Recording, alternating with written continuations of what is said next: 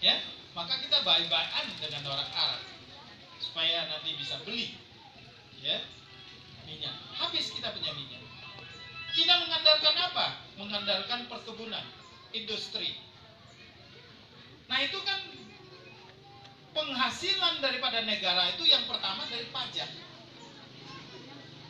Pajak yang pertama. Kedua migas. Ketiga perkebunan dan industri. Yang keempat pariwisata. Nah pariwisata ini tidak bisa habis karena Tuhan kasih kita keindahan. Bencana membawa nikmat. Gunung Merapi yang meletus ribuan tahun yang lalu di Danau Toba hari ini memberikan satu kenikmatan bagi Sumatera Utara. Sehingga daerah itu ditetapkan sebagai daerah destinasi kunjungan turis utama nasional setelah 10 daerah itu. Salah satu itu.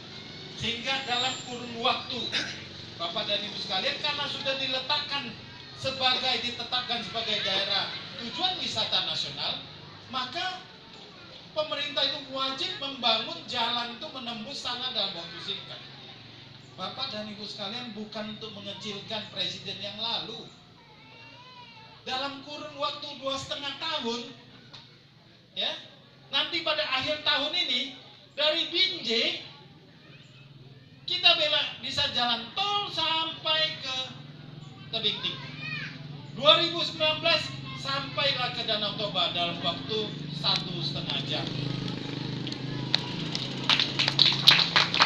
Gunanya apa?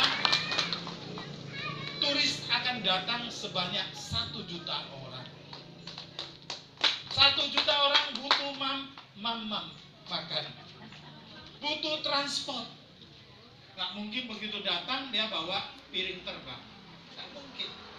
Dia butuh orang yang memberitahukan dia, dan tentunya dengan bahasa Inggris, bahasa Mandarin. Karena semua orang itu, turis itu bahkan datang ke Indonesia karena Indonesia itu cantik.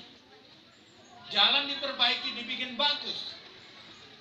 Dan yang luar biasa, hasil survei menunjukkan bahwa turis asing datang ke Indonesia bukan untuk lihat yang joget-joget, bukan lihat karaoke, bukan masuk naik klub, bukan lihat gedung yang tinggi-tinggi, bukan.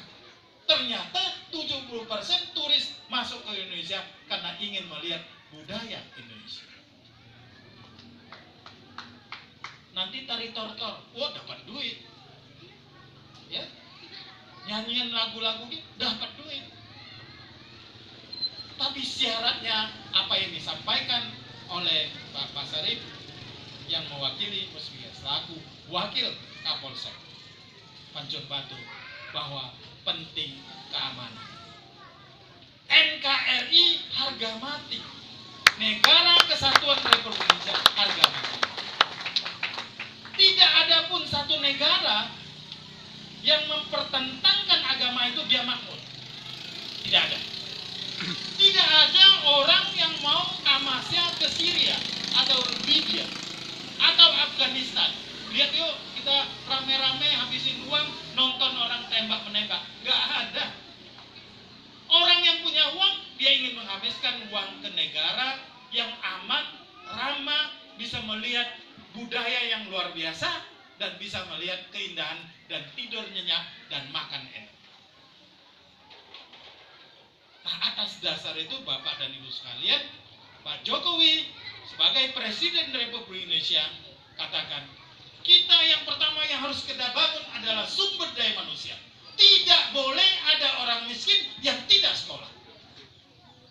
Tidak boleh ada sekolah yang rusak seperti kandang kambing tidak diperbaiki.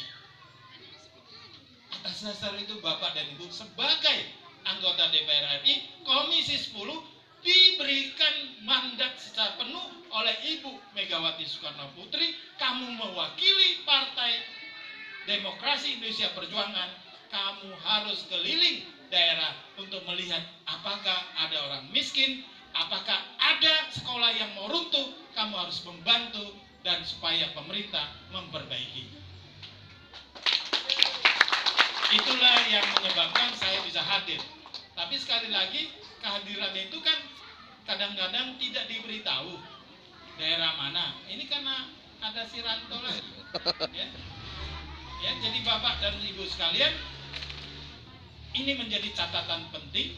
Kalau kita itu damai, kita bisa menjunjung tinggi Pancasila sebagai ideologi negara kita, ya, persatuan dan kesatuan kita pegang erat, maka niscaya 2030 kita berada di 7 besar negara yang makmur. Usianya 13 tahun, 10 tahun, dia waktu itu adalah